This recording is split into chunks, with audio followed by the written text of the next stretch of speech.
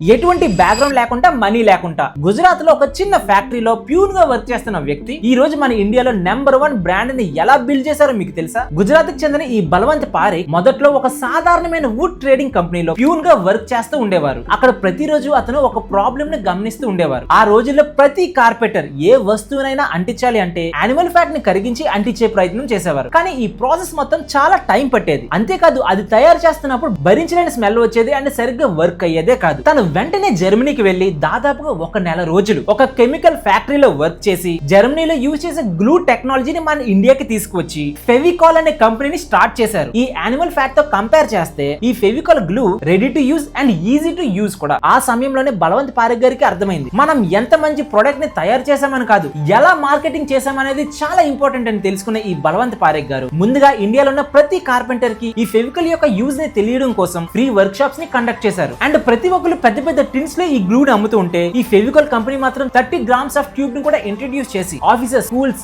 Houses ఇలా ప్రతి place కి వెళ్లారు. వాళ్ళ ఇండస్ట్రీలో ఉన్న చాలా కంపెనీస్ ని అక్వైర్ చేసుకొని సరికొత్త ప్రొడక్ట్స్ ని లాంచ్ చేసి మన ఇండియాలో #1 బ్రాండ్ గా మారింది ఈ ఫెవికాల్ కంపెనీ.